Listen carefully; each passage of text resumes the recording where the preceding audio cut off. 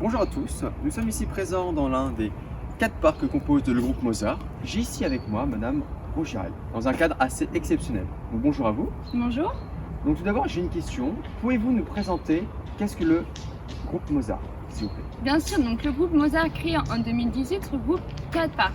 Tout d'abord, il y a la Vallée des Singes, un parc animalier où vous pouvez découvrir une quarantaine d'espèces de singes vivant dans un milieu naturel. Il y a les jardins du parc de la Belge. Ce sont un parc de 12 hectares qui vous permet de découvrir plus de 20 000 plantes et où vous pouvez séjourner dans une cabane dans les arbres qui vous fera prendre de la hauteur. Ensuite, il y a le Cormenier où vous pouvez découvrir la vie d'une famille rurale au milieu du XXe siècle et qui vous permet de revivre l'histoire de Pierre de sa naissance à son mariage après la Grande Guerre. Enfin, Défi Planète est un parc vous proposant de nombreuses activités et où vous pouvez séjourner dans une cabane dans les arbres, une roulotte ou encore une maison insolite. Donc merci pour ces 4 présentations qui ont l'air à la fois très intéressantes et assez insolites. Donc je viens de dire pourquoi avoir fusionné ces 4 parcs. Quel est l'objectif principal en fait du groupe Mozart? Donc l'objectif principal du groupe Mozart est de peser dans le secteur du tourisme de la Vienne grâce à un ensemble de 4 parcs. Les touristes pourront alors découvrir l'ensemble de la Vienne et non seulement Poitiers grâce au Futuroscope. Eh bien, merci à vous pour cette présentation. Nous avons fini pour le reportage.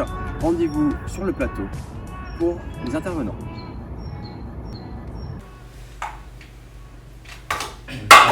Tout d'abord, bonjour et merci Monsieur Tondusson d'être présent.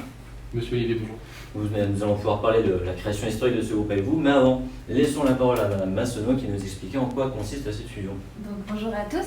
Donc, on sait qu'une fusion d'entreprises est une stratégie de développement externe qui consiste à la mise en commun de 2 entreprises dans le but de créer une entité et ou à la prise de contrôle d'une entreprise par une autre. Bon, la question qui me vient, Monsieur Tondusson, c'est pourquoi avoir pris le risque de fusionner ces 4 parcs dans le but de créer votre groupe Mozart? Alors je vous arrête tout de suite, on ne va pas qualifier ça de risque, mais plutôt d'opportunité pour nos 4 parcs. C'est une opportunité touristique dans le but de devenir un lieu de séjour en Sud-Vienne.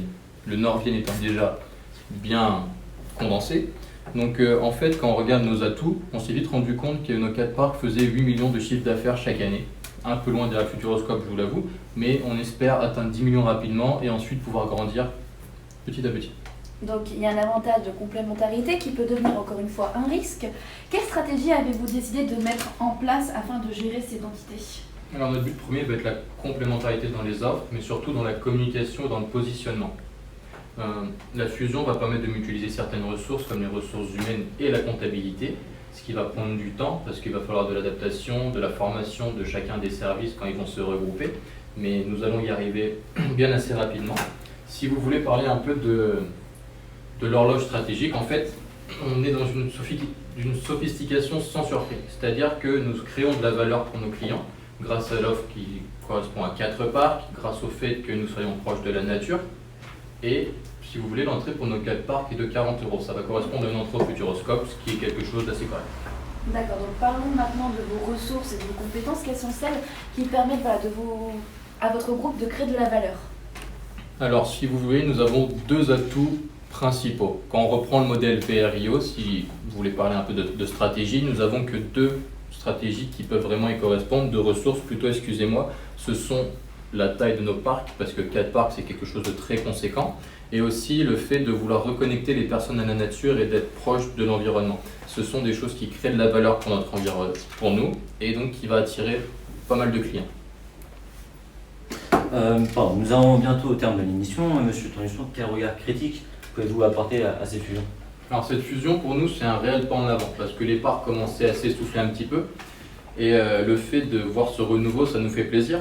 De plus, nous avons demandé aux étudiants de l'IE de Poitiers lors de la nocturne des IAE de créer une stratégie marketing, et donc des choses qui nous ont été proposées sont très intéressantes et nous nous en servons déjà. La fusion peut apporter beaucoup de choses, mais avez-vous recensé des risques financiers et humains? Alors, en effet, il y a certains risques. Par exemple, le coût, qui est non négligeable pour une fusion. Les risques humains vont être, comme je l'ai déjà dit, le fait de transposer certains services en les rassemblant. Il va y avoir un temps d'adaptation, mais nous savons que ça va bien se passer parce qu'on prend vraiment le temps de le faire. Donc, mis à part ça, je ne vois pas d'autres problèmes qui vont se poser à nous. C'est voilà. Attends, il reste une. Attends, ah putain, j'ai un doute. Là, ça va me terminer là. Et là, tu dis un grand merci. Un grand merci à Monsieur Tondusson pour le déplacement. Quant à nous, je vous donne rendez-vous la semaine prochaine, à la même heure, pour notre rendez-vous 5 minutes d'une entreprise. Ah, il y en a, elle était pas sans faire.